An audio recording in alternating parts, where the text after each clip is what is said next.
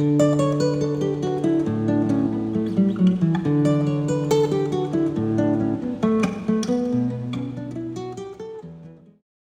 good morning. What's up? Tim Warner here.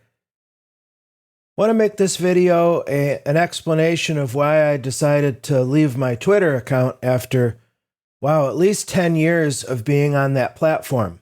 You probably know the answer already, but let me give you some background.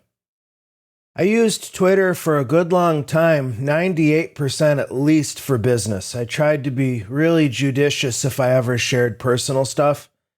It was for building my brand.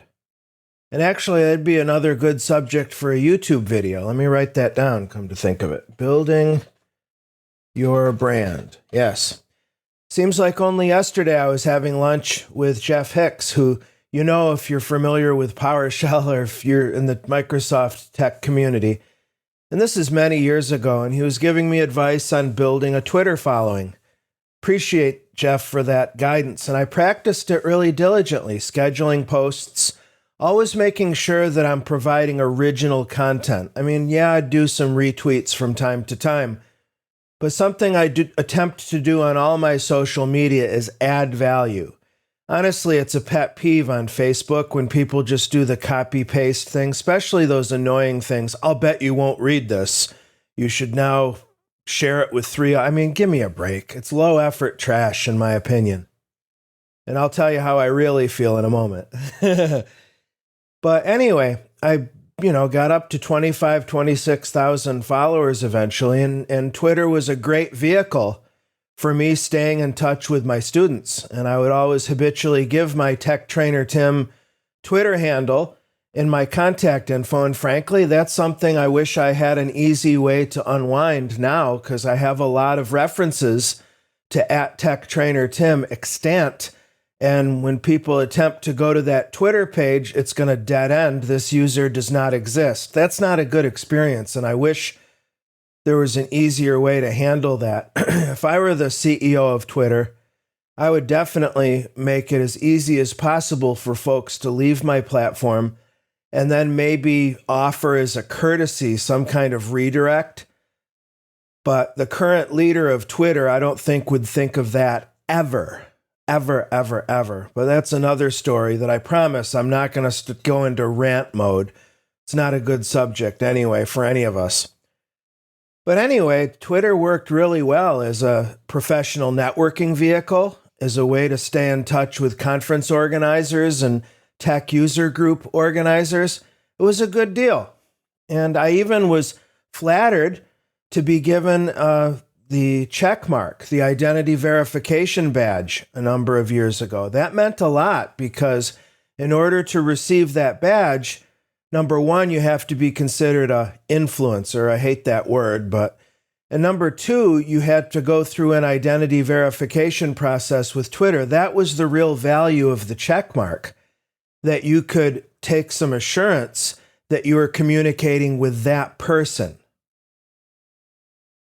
Speaking of that person, I felt pretty dimly when Mr. Musk took over the company. I personally have an idea that when he made that initial $45 billion or whatever it was offer to buy Twitter, he did that as one of his little practical jokes and only actually handed over the money because he was forced to.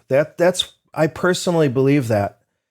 And Mr. Musk's behavior in dismantling the company ever since just seems to be all of the same. When Twitter removed the identity badges for those of us who had it, that bothered me, not from an ego standpoint, but the fact that Mr. Musk then started using the identity badge, not at all for identity, but simply as a mechanism to identify who paid a subscription fee. That is just, oh my God, I can't think of much that's more destructive for that. To co-opt something that was so valuable and to pervert it, really, and just turn it into a money-making status symbol, that was really a bridge too far.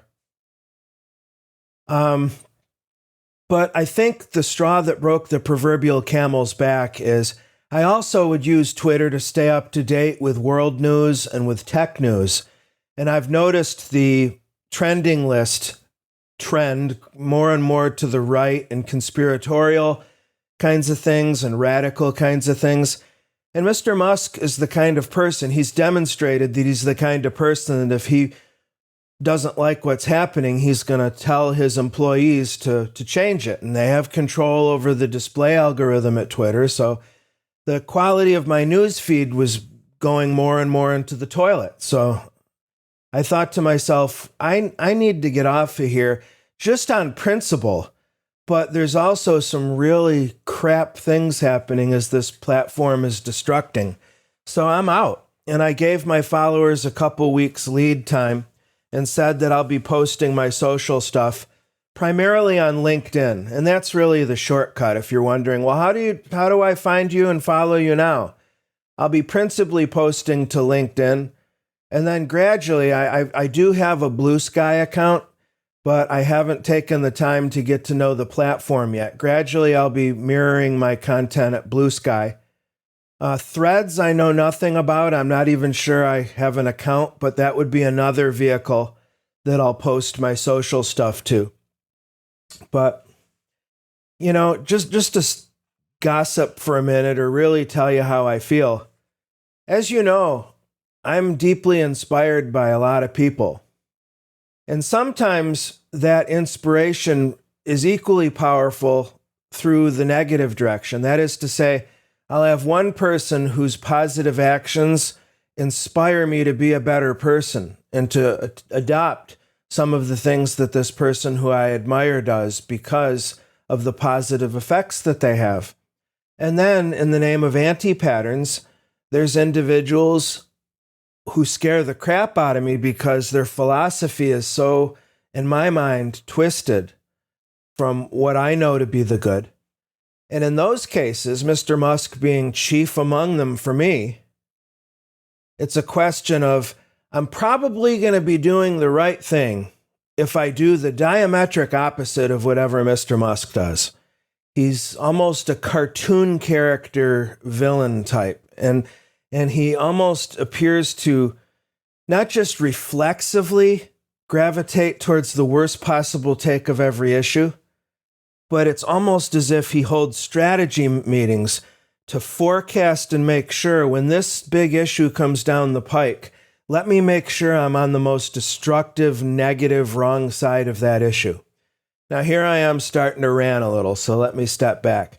Yeah, I'm ticked off because Twitter was really useful for my business. And above all else, it was a great way to stay in touch with other human beings.